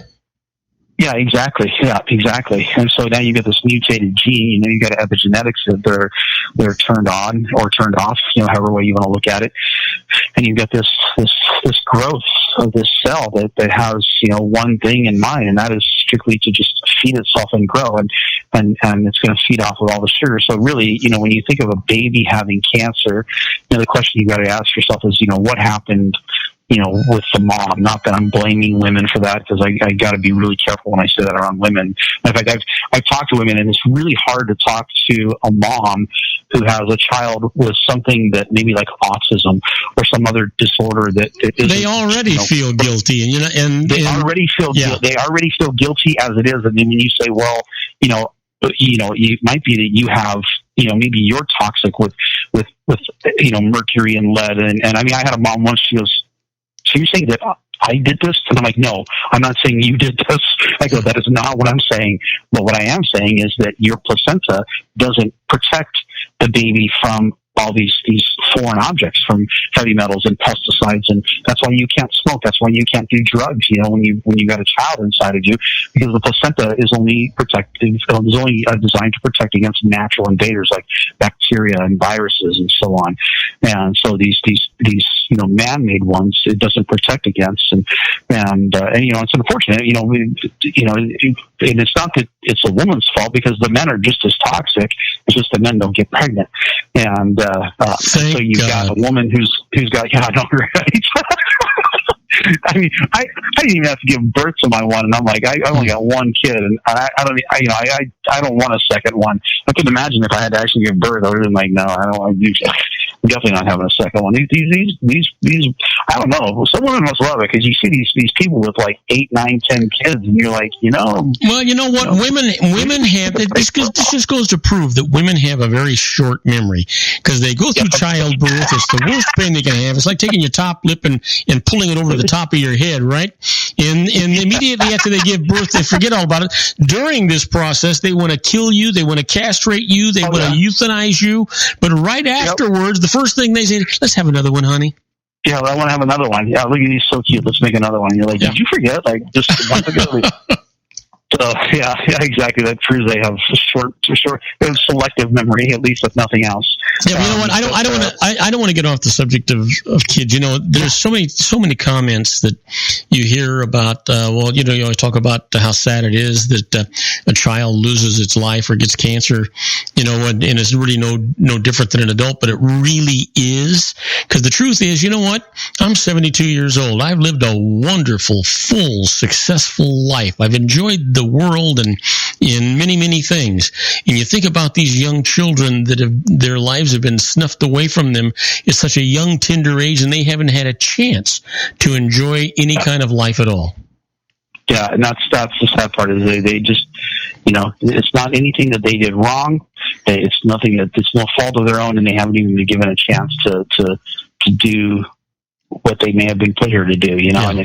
And yeah, that's a hard pill to swallow, when you see a little kid that doesn't live. I mean, whether it's through something like an interaction from a drug or a vaccine or a natural thing like cancer or these children that are born. I can never remember the name of this disease, but it's where the kids are born and they look really, really old. They look like little old men. Oh, yes. And I don't know the name of it either. I can tell you this, though. For the maximum number of years, 9 years is the maximum that you can be on a charitable foundation board. And I was on the board of directors at Loma Linda Children's Hospital and also San Antonio Community Hospital and Riverside Community Hospital. Each one of those places, and for 9 years on each one of those. And when I went to Loma Linda Children's Hospital, I want to tell you, it was the most heart-wrenching experience of my life, because when you walk in there and all these lovely, beautiful young children, and the challenges that they're facing and what's going on, I would challenge anyone. I don't care how hard-nailed you are. Boy, if you can get in and out of there without weeping, then you're just not a human being. I just don't know how you do it. Yeah. You must not have emotions. Yeah. I couldn't. I couldn't imagine I guess it's one of those things like anything else. You know, if you work with it long enough, you finally become accustomed to it, to where it doesn't just eat your guts up every time you see it. But I'm sure that, you know, first time it would be tough to see that. Oh. You know, just seeing even one child, let alone rooms full of them. Yeah, that would be. They had, you know, in Loma Linda, they had one room that it was a playroom, and the kids always wanted to go into the playroom because the rule was if you were in the playroom, no one would hurt you, which meant that no chemo or radiation or any shots. Needles, no. As long as you're in that room, nobody can hurt you. Well, the kids they'd all run for that room first thing in the morning, you know. It would just, and then you see all these little kids in. Some of them are being held, and some of them are just walking around attached to IVs. And you know, I used to take people for tours through the hospital because I wanted to get into their wallets. And the sure thing is that if I could get them into a tour, if I could get them into the hospital, there was no question I was going to get into their wallet for donations. So that's how could you not? Yeah. So why is it that they limit you to 9 years on a board? I don't know. It's you know what, they don't allow you to be on a charitable board, and then it's staggered. It's 3 year staggering. And so what winds up happening when you're on these foundation boards, I guess they just don't want a good old boy network going on, and you mandatorily after 9 years have to say sayonara. So why can't we do this with Congress? Oh, 9 years. Why can we do it? 9 years is too long. 9 years is too long. You know what? Exactly. I think the president ought to have 1 6-year term, and I think that Congress ought to have 1 4-year term. Well, you know what? I'd be okay with even more than 4 years. But boy, I tell you what, I like that. I've never heard anybody say that before, but I like that idea. 1 term, you get 6 years. At the end of the 6 years, you can't blame anyone else for the state of the economy, because at that point, it's been what you've done. Yep. And we don't have to go through, if we like the president or don't like it, whatever, you know, we don't have to go through the re-election process. Right. I mean, what a drain that is on society. I think that would be wonderful. You know, just 6 years. I would be happy with that in a heartbeat.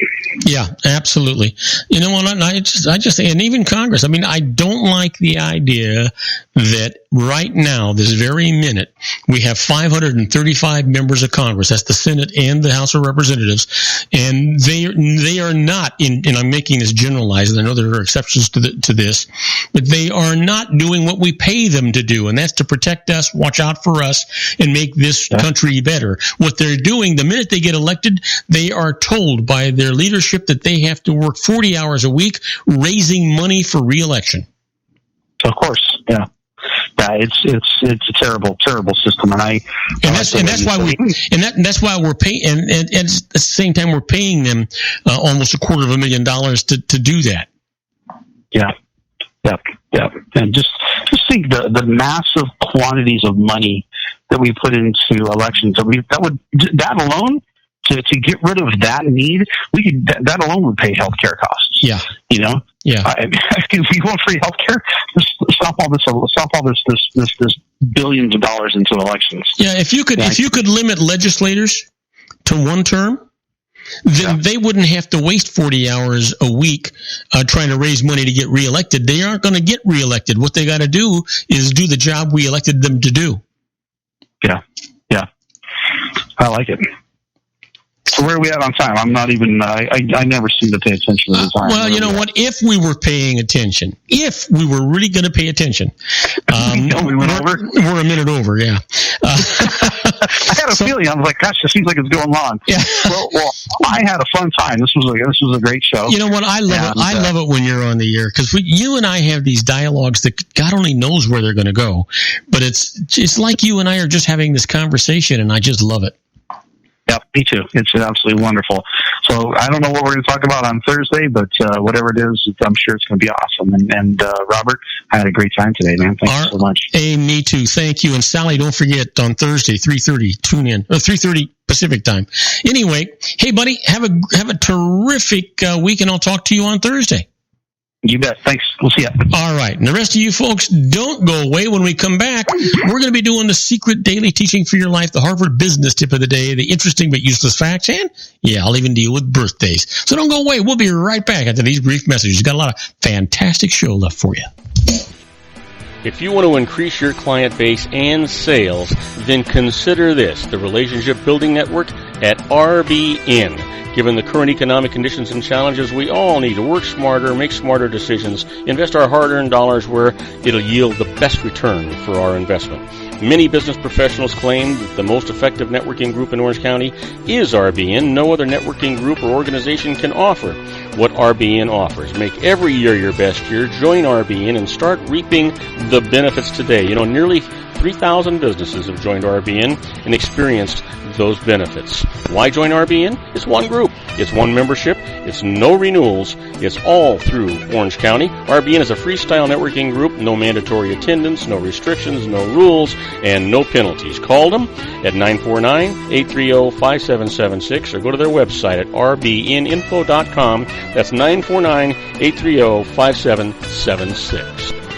If you've ever dreamed of having your own business to make your life secure, you know Water's Edge Wineries might be just the ticket. In 2004, their founder, Ken Lineberger, created the first winery franchise in California. It was a new concept with all of the functionality of a traditional winery, but without the vineyards. They purchased high-quality grape must from one of the largest winemaking companies in the world. Then they craft each wine carefully and bottle it right at their location. The winery was built to satisfy consumer demand for wine by the bottle and by the glass, but still kept the element of allowing customers to bottle their own custom vintage. Now, they're opening urban wineries across the United States under the brand Water's Edge Wineries. If you've ever dreamed of owning your own winery, it may be in reach right now through Water's Edge Wineries. Just give them a call at 909-468-9463, extension 700. That's Water's Edge Wineries, 909-468-9463. Have you ever found yourself caught between a rock and a hard place? The law offices of Blomberg, Benson, and Garrett might be just the answer for you. The attorneys of Blomberg, Benson, and Garrett have been serving the Inland Empire since 1989. They're dedicated to the aggressive litigation of civil, criminal, and real estate matters. Over the years, they have recovered tens of millions of dollars for their clients.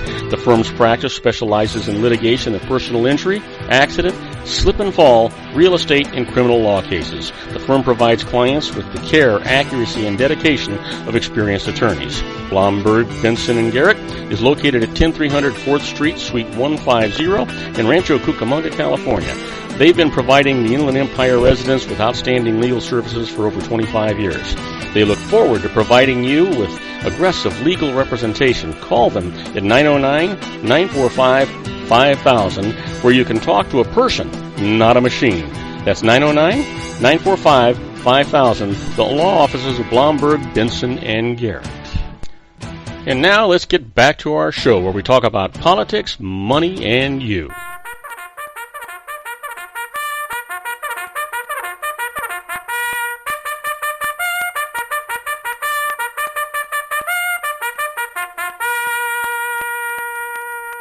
And I am Robert Cardoza. You're listening to Robert Cardoza Live on the Street at the intersection of business and politics. We're at 4:42 p.m. Pacific time. Man, it is still 80 degrees here in the heart of the Inland Empire in sunny Southern California. It doesn't look like it's going to budge down at all. And you know what? If you're listening to us on our globally syndicated network and you're in London, England, well, you know what? Right now it's 63 degrees. It was some scattered clouds. And if you're in Vienna, Austria, it's 50 degrees. And it is clear. But you know what? It is time for us to do our Harvard business tip of the day. And our tip today is improve your team's performance by turning up the stress. Yeah. You know what? Having a stressed out team is bad, right? Well, not exactly. Seasoned managers know that if you're trying to drum up new business, get a customer's order out on time or hit your numbers for the quarter. A little stress goes a long way. The key is to put the right amount of pressure on your team. That way, they're motivated to perform at their best, but aren't pulling their hair out or losing sleep. If you believe there's too little stress on your team, consider increasing the frequency and pointedness of your coaching. The moment that an employee knows you're noticing her behavior, or stress levels will naturally rise. For example, imagine that you've rolled out a new sales management software, but you're struggling to get all of your salespeople to input their activity. Try simple feedback such as, it's Wednesday and I'm only seeing 3 opportunities in the funnel for this week. Pair the feedback with a question such as, what time of day works best for you to input your meetings? Yeah. Just give it a try. Make them responsible. Make them toe the road. Be reasonable. There is a reason that you pay them, And it's because they have to be productive. Well, you know what? Let's talk about the secret daily teaching for your life. This is all about a positive mental attitude. I tell you that every single day. You decide when you get up in the morning, when you look in the mirror, and you say, man, I'm going to have a fantastic, productive, profitable day today. You decide if you're going to be happy or sad, if you're going to be rich or poor, a success or a failure. You decide how the people around you are going to respond. You do that with a positive mental attitude. Now, our teaching for today is you cannot use the law to impose your will on somebody else. Imposing your will must attract that back to you, which can manifest in being attracted to negative situations or events where you find yourself powerless. Imposing your will is when you do not allow someone else the freedom to be as they are. Yeah, the positive mental attitude has got to be controlling your life, not somebody else's. Well, you know what today is. Sure you do. Everybody does. Today is Tuesday. It's September the 20th, and it is somebody's birthday.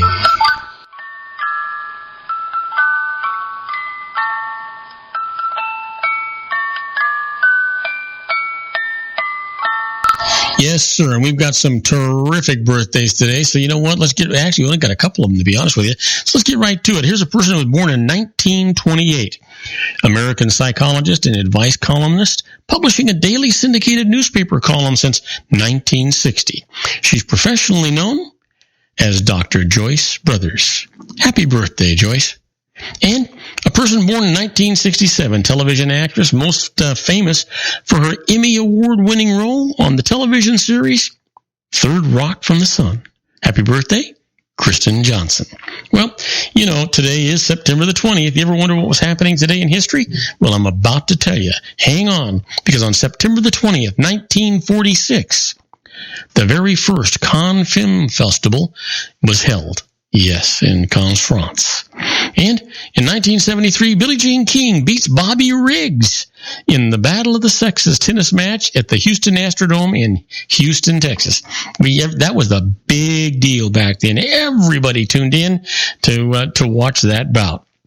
And then finally, in 2001, in an address to a joint session of Congress and the American people, U.S. President George W. Bush declares a war on terror.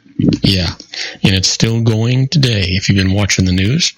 Well, you know what? Our quote for today comes from an unknown author or writer, and they say, teenager with a nose ring, baggy clothing, and spiked hair to a friend. I don't really like dressing like this, but it keeps my parents from dragging me everywhere they go. I would think so. Who on earth? Nobody would, right? I don't think so. Well, you know what? Let's talk about those interesting but useless facts. Yeah. You know what? The average airspeed of the common housefly is 4.5 miles per hour. Now, a housefly beats its wings about 20,000 times a minute. But I got to tell you, I've seen houseflies that look like they're dive bombers. They look like they're going a whole lot more than 4.5 miles an hour. They just go zipping by like a jet airplane, for God's sakes. How about this? According to one U.S. study, about 25% of all adolescent and adult males never use deodorant. And somebody has got to tell them, I got to tell you, you can't hardly breathe around some of these people. And did you know that fish can be susceptible to seasickness? Who cares? How about this? There once were more sea lions on Earth than there were people. Give that some thought. And here's one for you. You know what? My grandson Johnny's going to like this. Did you know the chocolate chip cookie was invented in 1933? You know, I have a feeling that wasn't Famous Amos. And here's one. Elephants are the only animal that have 4 knees. They also are the only animal that can't jump. Can't jump. That's interesting. Did you know that more than 1 in 3 American families own a dog? That's 33% own a dog. And I think it's everybody in my neighborhood around here. They got multiple dogs around here. They do take care of them, but, anyway. Did you know that M&Ms were developed so that soldiers could eat candy without getting their fingers sticky? Yeah, you wouldn't want a sticky finger on a trigger, would you? No. Sticky finger on a trigger. Give that some thought. Well, here's one for you. A Boeing 747's wingspan is longer than the Wright brothers' first flight. The wingspan of the B-36, a retired United States Air Force bomber, was twice as long. Yeah, and had wings. It had wheels at the wingtips because of those wings. Did you know that when a hippopotamus exerts itself, it gets angry or stays out of the water for too long? It exudes red sweat like mucus through its skin. I just don't think I want to get that close to a hippo anyway. Try this on. Did you know that Niagara Falls actually stopped flowing back in 1848 for about 20 hours because there was ice that was blocking the Niagara River? Now, that is really something. Well, don't go away, because when we come back, we're going to do our tribute to the late, great Paul Harvey and the rest of the story. Today's story, Stranger on the Road. I'll tell you all about that right after these brief messages. Don't go away. You don't want to miss it. Isn't it time to shine the spotlight on your expertise? The Interview, starring you. Here's your chance to capture 5 minutes of fame with The Interview. This isn't just any interview. This is your opportunity to showcase your expertise and position yourself as a trusted expert in a one-on-one video interview hosted by Robert Cardoza, host of the nationally syndicated show Robert Cardoza Live and powered by AHA Studios. What is it? A professionally recorded video for your use. Robert Cardoza interviews you on the set where he records his show. Professional interview showcases your expertise and value, shot in a state-of-the-art studio. And what's in it for you? Gain credibility as an expert, earn the trust of your target market, educate in a way that intrigues your audience, gain a powerful marketing tool that offers dozens of uses, website, video sharing sites, social media, email, DVDs, direct mail, lobby video, resumes, profile building, all that kind of stuff. Association with the nationally syndicated celebrity. That's right. And let's talk about AHA Studios. AHA is a strategic marketing firm that leverages the powerful and visual persuasion to help your business create powerful messages that connect with your target market. AHA ventures way beyond strategy, delivering the marketing collateral you need to start driving a new business through your doors. AHA has a full-service, in-house, state-of-the-art production studio to bring your messages to life using video. Discover how to make The Interview work for you. Call 949-831-2222. That's 949-831-2222. AHA Image Studios Incorporated. Dr. Stephen Tidwell, Gentle Family Dentistry in a caring, personalized environment. Here at Dr. Tidwell's office, we are dedicated to helping you keep your teeth healthy. We are a state-of-the-art dental practice that still believes in traditional values, such as excellent customer service and individual attention. We have a special welcoming offer for you for just $39, a complete exam, personal consultation, professional cleaning, and all necessary x-rays. That's a $266 value for $39. Dr. Tidwell has 2 convenient locations and experienced staff to provide you with professional care and personal attention that you deserve. Call today. Don't delay. A great smile another day. Call 909-944-7308. That's 909-944-7308 for Rancho Cucamonga or San Bernardino. Joel Saltzman is Dr. Wireless. He has turned his considerable expertise into consumer credit risk and wireless security into a highly specialized independent web-based consulting enterprise targeting consumer credit risk analysis and wireless transactional security and monitoring. He works as a wireless analyst, veteran independent agent, and consumer liaison for most wireless telecom carriers and equipment manufacturers. For more than 20 years, corporate and private clients and media audiences have counted on his unvarnished advice while weighing the technology, performance, and cost differences between Sprint, Nextel, AT&T, Verizon, and T-Mobile. Joel specializes in setting up mobile wireless hotspots to be used for disaster preparedness, business continuity, and mobile wireless merchant processing solutions. Call Dr. Wireless at 310-400-4900 or go to his webpage at drwireless.com. Again, call 310-400-4900 or his webpage at drwireless.com. You'll be glad you did. And now, back to our show.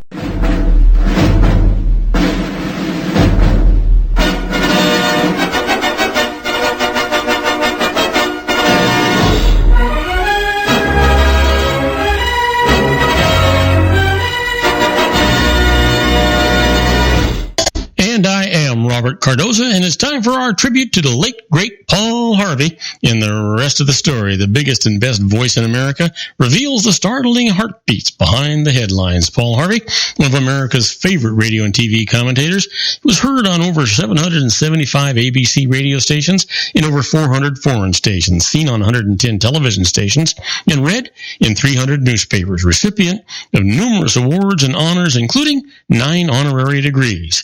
He's on the Gallup's poll list of America's most admired men. If you missed Paul Harvey, you missed quite a man. Well, our tribute today is Stranger on the Road. You know, if Columbus actually stumbled over America on his way to India, then the term discovery is misleading. It is in many cases. If the stories are true, a great scientific principle hit Sir Isaac Newton over the head, literally lifted Archimedes out of his bath. "I have found it," he proclaimed, when in fact it had found him.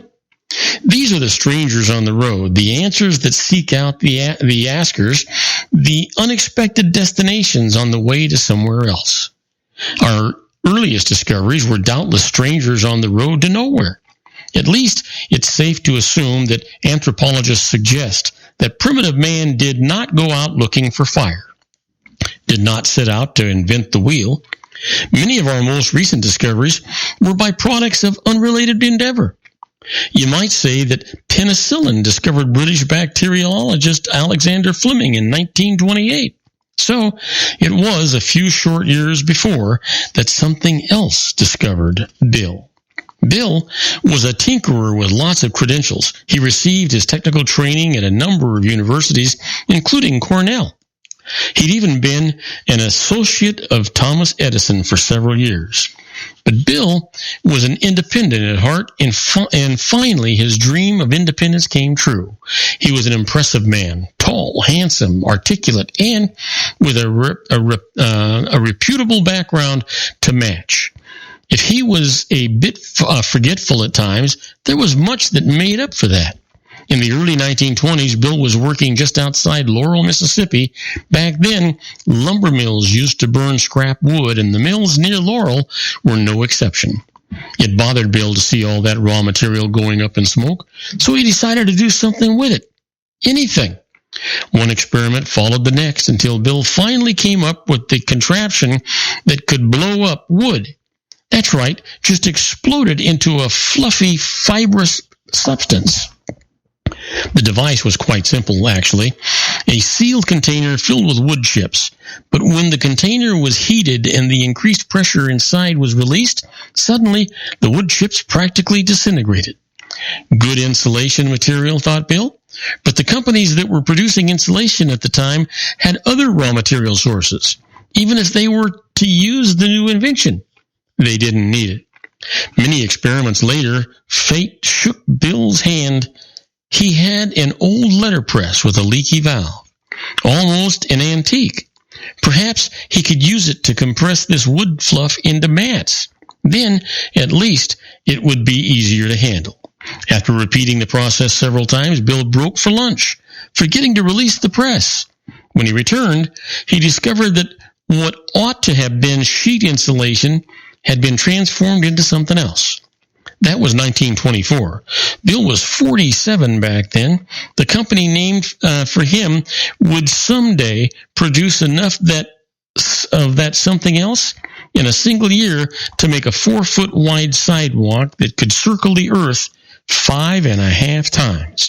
The worldwide industry that he fathered remains a tribute to his forgetfulness. And the stranger he met in 1924 is by no means a stranger anymore.